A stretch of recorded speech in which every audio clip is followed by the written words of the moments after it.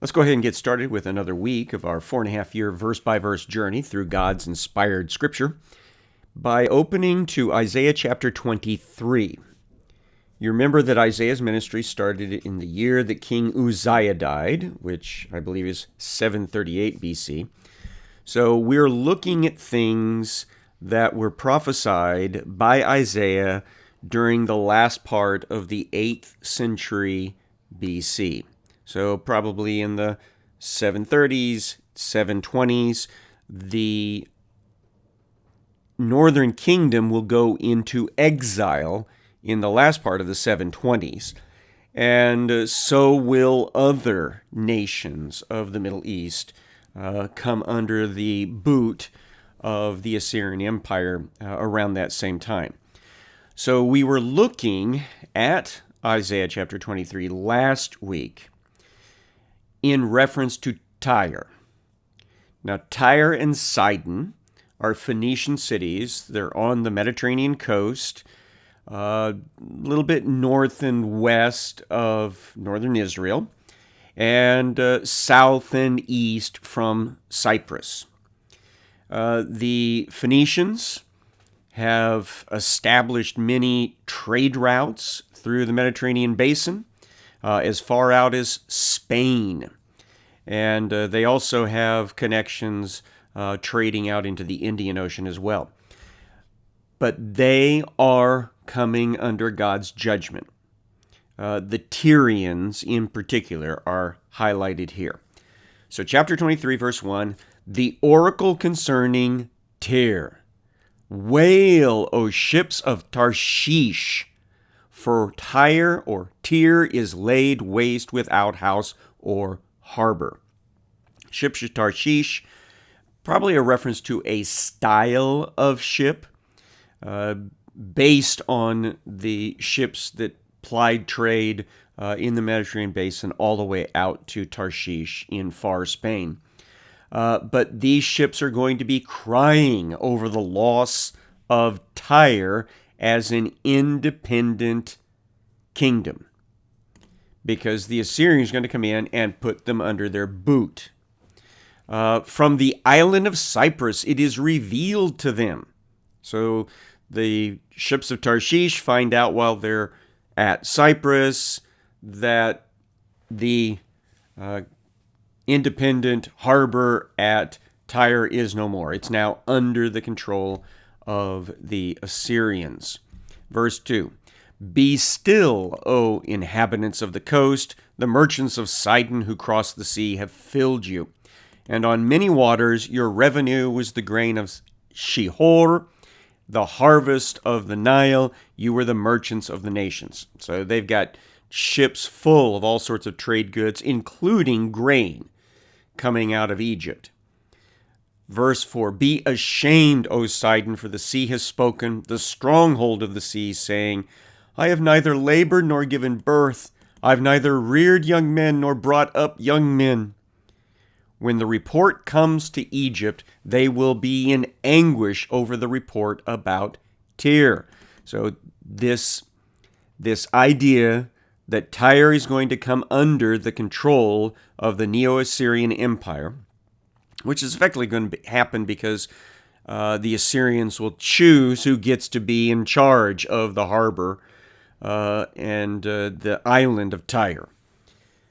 That's going to disrupt normal procedures all over the Mediterranean.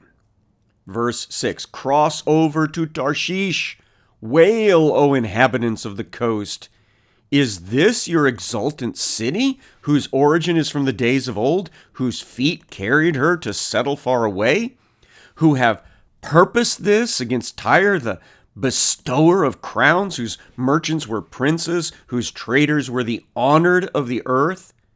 So this is shocking, or it will be shocking, Isaiah says, when Tyre loses its control to the Assyrians.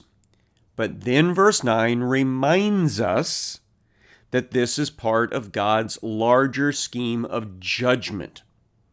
Verse 9, he who is of the hosts, or he who is over the armies, has proposed it to defile the pompous pride of all glory, to dishonor all the honored of the earth.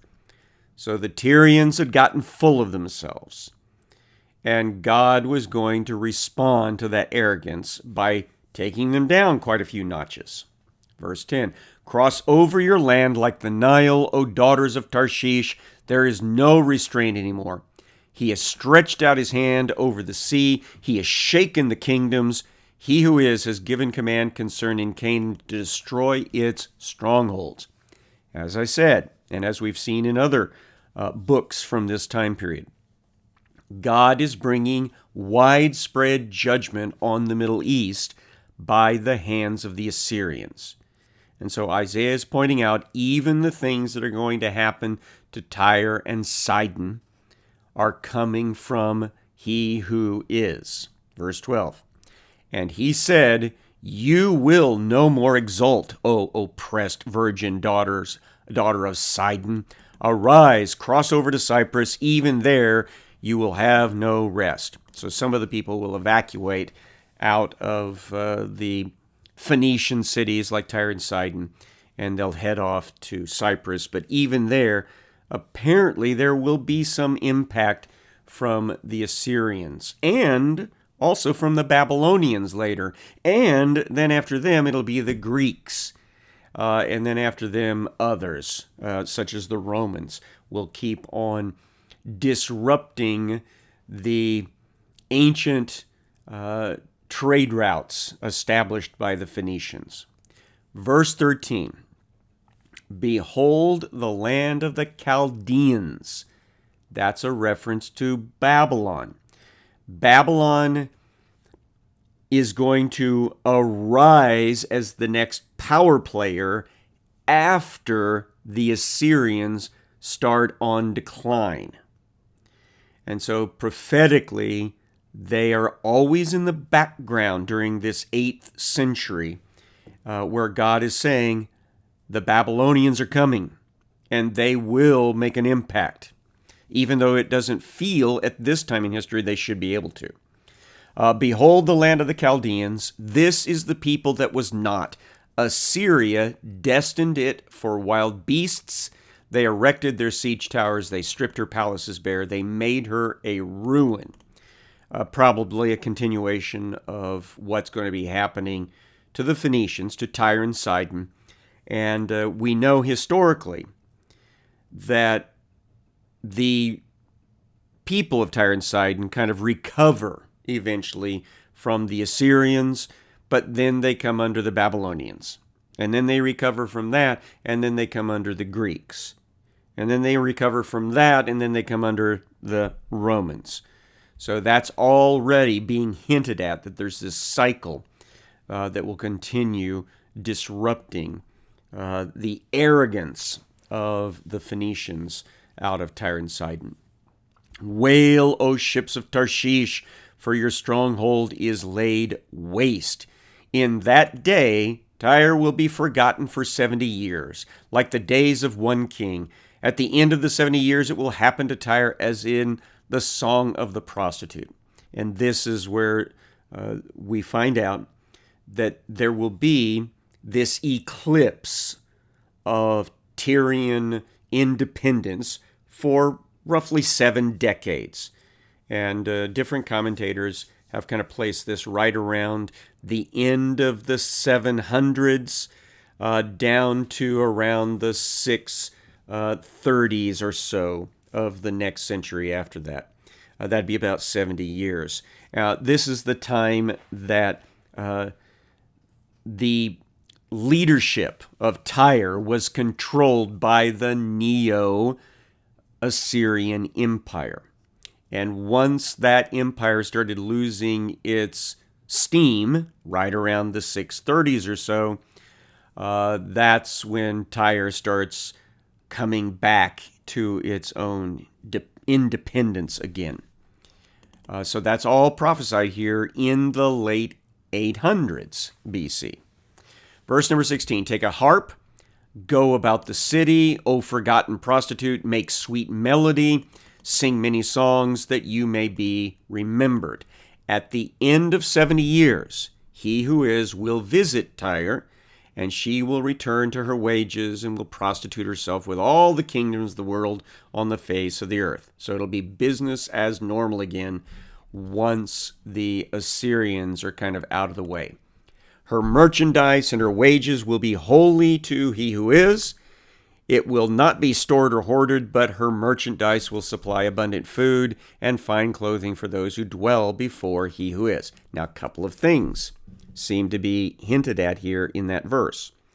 One of them is that Tyre and Sidon will be helpful in the rebuilding of the Jewish nation after the exiles are over, after the Assyrian exile and the Babylonian exile. And we know that's the case, that there was some connections between the Phoenician coastline and the growing Jewish repopulation of the Promised Land.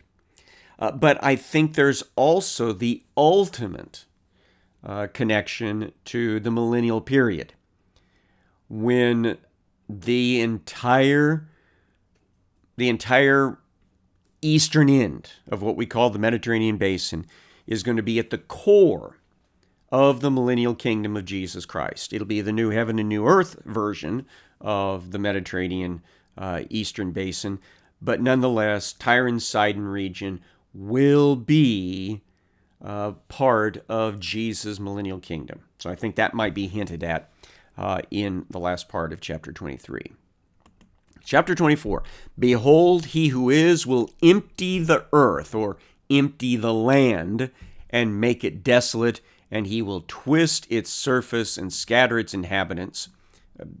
That's tied in, at least in part, to the idea of the Assyrians exiling people. The Assyrians, after the time that Jonah was up in their capital city of Nineveh, they took to shifting people around, relocating them. And so this movement of people groups becomes very prevalent during the 8th and the 7th century BC. Verse number 2, and it shall be, as with the people, so with the priest, as with the slave, so with his master, as with the maid, so with her mistress, as with the buyer, so with the seller, as with the lender, so with the borrower, as with the creditor, so with the debtor. So it's going to be across the spectrum of society that this sort of relocation is going to take place. Won't matter if you're rich or poor, whether or not you're educated or not, you're still going to be impacted by these relocations. That's happening because of God's judgment. Verse 3, the earth will be utterly empty, or the land will be utterly empty and utterly plundered, for he who is has spoken his word. The earth, or again, the land, mourns and withers, the world languishes and withers, the highest people of the earth languish. The earth lies defiled under its inhabitants, for they have transgressed the laws, broken the everlasting covenant. Therefore a curse devours the earth, and its inhabitants suffer for the guilt. Therefore the inhabitants of the earth are scorched, and few men are left. This sounds very similar to what God says is going to be happening to the Israelis of the northern kingdom, and then eventually the Israelis of the southern kingdom. They will be emptied out of their promised land and relocated. And then the land is going to be empty for a period of time until new peoples are relocated back in it. Verse 7, the wine mourns, the vine languishes, all the merry-hearted sigh. The mirth of the tambourines is stilled, the noise of the jubilant has ceased.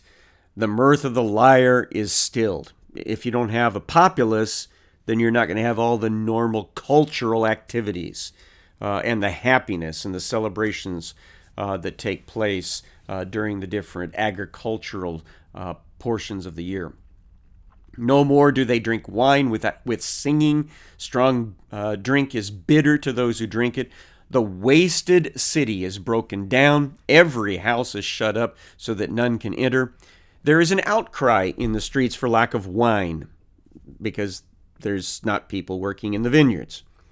All joy has grown dark. The gladness of the earth is banished. Desolation is left in the city. The gates are battered into ruins. When a foreign army, such as the Assyrians, came in and battered down your city gates, and then they took the people away, those things didn't get built back up again. For thus it shall be in the midst of the earth, among the nations, as when an olive tree is beaten, as at the gleaning when the grape harvest is done. Meaning you don't see the fruit anymore, except little bits and pieces that were left behind from that main harvest. That's what it'll be like in these different cities and countries after the Assyrians are done. They lift up their voice, they sing for joy over the majesty of he who is, they shout from the west. Therefore in the east give glory to he who is, in the coastlines of the sea give glory to the name of he who is, the God of Israel. From the ends of the earth we hear songs of praise of the glory to the righteous one. So there is always woven into these prophecies things related to the righteous remnant, the remnant that calls upon the name of the Lord, and the remnant that will be brought back into the land again. I say, I waste away, woe is me, for the traitors have betrayed, with betrayal the traitors have betrayed. So even with these promises of redemption and renewal out there in the future, Isaiah is still thinking about the terror and the tragedy that has to happen before we ever get to the good things. Terror and the pit and the snare are upon you, O inhabitants of the earth. He who flees at the sound of terror shall fall into the pit. He who climbs out of the pit shall be caught in the snare. We've seen something similar to this before, that when these bad things happen, when the Assyrians start coming through, and then after them the Babylonians, it'll be hard to get away. You'll think that you got away, and then you'll find out you didn't get away. And it's because God is bringing this as judgment. For the windows of heaven are opened, and the foundations of the earth tremble. The earth is utterly broken. The earth is split apart. The earth is violently shaken. The earth staggers like a drunken man. It sways like a hut. Its transgressions lie heavily upon it, and it falls and will not rise again. Now, a lot of people, when they read this section, they see in here also hints about the day of the Lord, as in the ultimate day of the Lord, the things that are described in the book of Revelation, the 3.5-year period before Jesus comes back as the King of Kings and Lord of Lords. And that is not surprising, because a lot of times when God's judgment is being expressed in a time period, such as the time period of the Assyrians or the time period of the Babylonians, that was the day of the Lord in that time period. It was the time for judgment. And so even though it was localized, the prophecies always had this flavor in them that there is an ultimate day of the Lord still out there in the future. So it's a sort of foreshadowing of what is yet to come. So we can kind of do both things. We can think about the judgments of these time periods, but also the ultimate judgment that's coming yet. Verse 21, on that day, he who is will punish the host of heaven in heaven and the kings of the earth on the earth. So the host of heaven, that would be the fallen angels. And we know there's going to be great judgment against the fallen angels at the time of Jesus' return. And the kings of the earth, they're also going to come under his judgment, particularly the final king, the beast leader and his false prophet. They are going to suffer under the judgment of Christ. Verse 22, they will be gathered together as prisoners in a pit. They will be shut up in a prison, and after many days they will be punished. There is probably a hint here at the shutting away of the unrighteous dead until the millennial reign of Jesus Christ is finished, at which time the unrighteous dead will be resurrected and judged and sent to hell. And so that would be after many days. And so I think that's why this counts in my mind as a millennial passage related to the day of the Lord. Then the moon will be confounded and the sun ashamed. And that certainly makes us think about the breaking of the fifth seal at the beginning of the final 3.5 years, when the sun goes dark and the moon turns blood red. For he who is over the armies reigns on Mount Zion and in Jerusalem, and his glory will be before his elders. And that certainly sounds like Jesus ruling and reigning with his saints out of Jerusalem. I love chapter 25. O God, you are my God. I will exalt you. I will praise your name, for you have done wonderful things, plans formed of old, faithful and sure. So, a praise of the God of history and the God of the future. For you have made the city a heap, the fortified city a ruin. The foreigner's palace is a city no more. It will never be rebuilt. So, when God does judgment, it is forceful. Therefore, strong peoples will glorify you. Cities of ruthless nations will fear you. For you have been a stronghold to the poor, a stronghold to the needy in his distress, a shelter from the storm, and a shade from the heat. For the breath of the ruthless is like a storm against a wall. So God provides protection through the toughest of times to those who love him, those who call upon his name. Like heat in a dry place, you subdue the noise of the foreigners as heat by the shade of the cloud, so the song of the ruthless is put down. Now comes to the part I really like. And this is, in my mind, a messianic passage. It is a millennial passage. On this mountain, a reference probably to Israel, Judah specific, probably to Jerusalem, Temple Mount, but it also represents the government of God. Mountains often represent governments.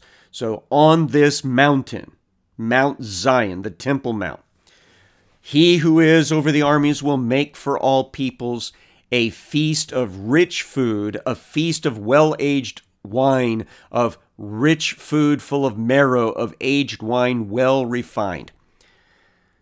So Isaiah is using the descriptions of a marvelous feast, a get-together to enjoy a luxuriant meal, which is probably representing the Lamb's marriage supper from the book of Revelation.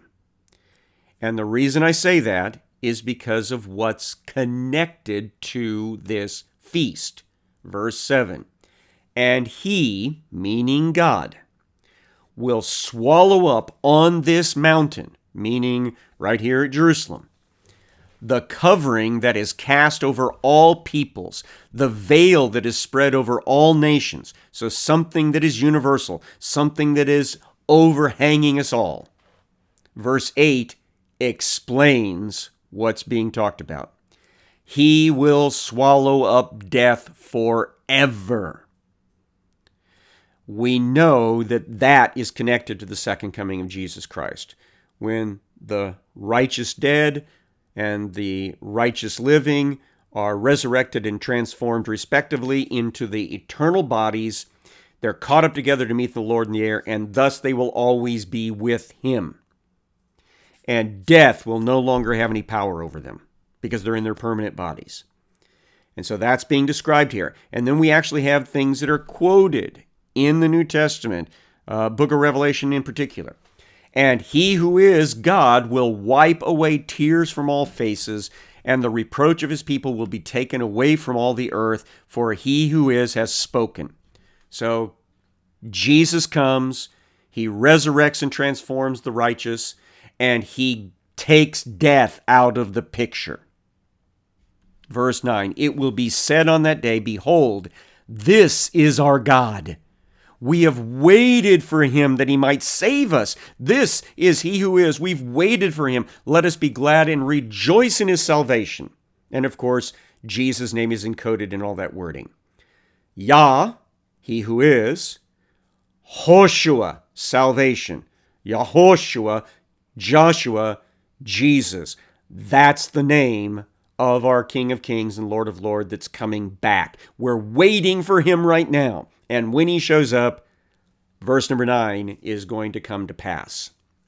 Verse 10, for the hand of he who is will rest on this mountain, and Moab shall be trampled down in his place, as straw is trampled down in a dunghill. For some reason, Moab becomes representative of evil, standing against the coming of the Lord at this time. And so it's going to be put down. He will spread out his hands in the midst of it as a swimmer spreads his hands out to swim. But he who is will lay low his pompous pride together with the skill of his hands. And the high fortifications of his walls will be brought down, lay low, and cast to the ground to the dust.